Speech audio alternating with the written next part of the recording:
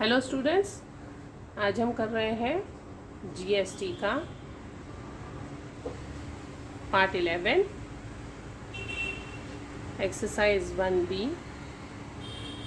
Question number 8 Selina से।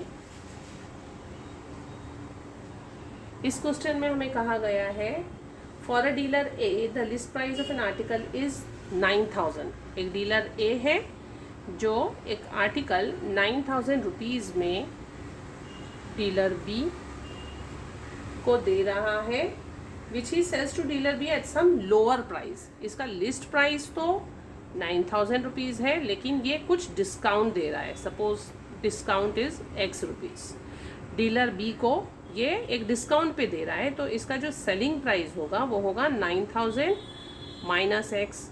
तो dealer B के लिए जो कॉस्ट प्राइस होगा वो होगा 9000 माइनस एक्स, जहाँ पे एक्स क्या है, डिस्काउंट जो कि वो डीलर ए से ले रहा है।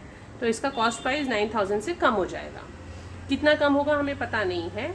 अब आगे क्या कहा गया है, the rate of GST is 18% and the dealer B paid a tax and the GST equal to 324 to the government. Dealer B ने सेल किया है same article to a customer at its list price. Dealer B suppose C को दे रहा है, ये customer है, customer को वो जो अमाउंट ले रहा है वो है लिस्ट प्राइस पे बेच रहा है। लिस्ट प्राइस पे बेच रहा है यानी 9000 पे ही बेचेगा, तो इसका जो सेलिंग प्राइस है वो है 9000 रुपीज़। इसका मतलब इसने प्रॉफिट कितना अर्न किया, इसका प्रॉफिट जो है वो हो जाएगा दिस माइनस दिस, यानी एक्स रुपीज़ उसका प्रॉफिट है, राइट। डीलर बी ने कस्टमर को लिस्ट प्राइस पे बेचा है, जबकि लिस्ट प्राइस से थोड़ा कम अमाउंट में ख़रीदा था, तो उसका प्रॉफिट वो थोड़ा कम अमाउंट जो डिस्काउंट उसे मिला वही उसका प्रॉफिट है, राइट। अब हमारा जो क्वेश्चन है उसमें उन्होंने हमें दिया है कि डीलर बी जो है गवर्नमेंट को जीएसटी 324 पे कर रहा है। GST paid by the dealer B is 324 rupees. अब जीएसटी क्या, हम जब एक्सरसाइज 1B करी थी हमने, तभी हमने बता दिया था कि डीलर बी अगर ये मिड यूज़र है, ए से ले रहा है और सी को बेच रहा है, तो ये मिडिल पर्सन हुआ।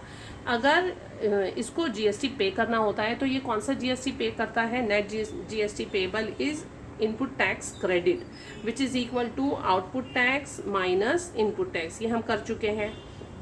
या फिर हम क्या करते हैं, input tax credit is equal to tax on profit. तो प्रॉफिट पे जो टैक्स रहेगा वो हम कैलकुलेट करेंगे, और वो प्रॉफिट पे जो टैक्स होगा वो है 324 रुपीज़, जो कि वो गवर्नमेंट को पे कर रहा है। उन्होंने इस क्वेश्चन में हमें ये दे दिया है। तो अब हम हमारी इक्वेशन क्या बनाएंगे, net GST payable is 324 rupees which is equal to tax on profit. अब क्योंकि उसका जो प्रॉफिट है वो एक्स रुपीज़ है, तो हमारी इक्वेशन क्या बनेगी, 324 इज इक्वल टू 18%, क्योंकि रेट क्या है 18%, 18% रेट है जीएसटी का। तो 18% ऑफ प्रॉफिट कितना हुआ है, एक्स रुपीज़। तो इससे मुझे डिस्काउंट मिल जाएगा, उसे कितना मिला, ये इस साइड आएगा, क्रॉस मल्टीप्लाई हो जाएगा, 324 into 100 upon 18 is your x. 18 ज़ा, सो एक्स इज वॉट 1800। अब ये जो 1800 रुपीज़ आया है ये उसे मिला है discount.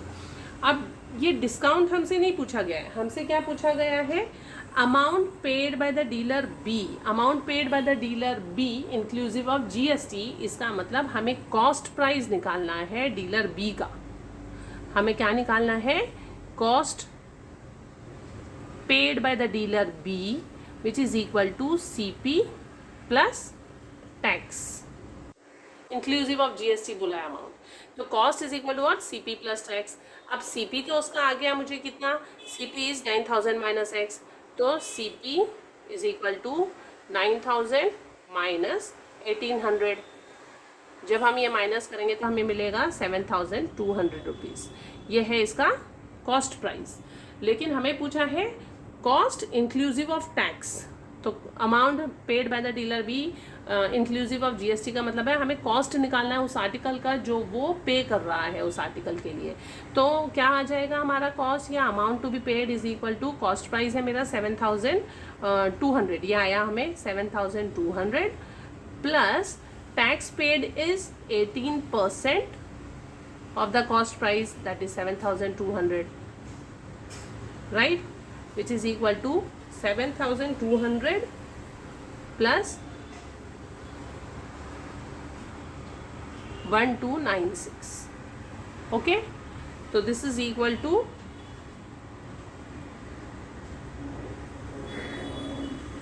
8496 rupees. This is your final answer for question number 8.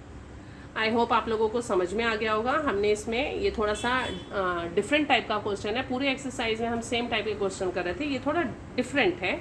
इसमें आपको डिस्काउंट नहीं दिया गया है. डीलर ए ने लिस्ट प्राइस पे एक चीज़ ली है 9000 की, और डीलर बी को at a lower price, some lower price, यानी डिस्काउंट दे रहा है वो x रुपीज़ का, डीलर बी को सेल कर रहा है.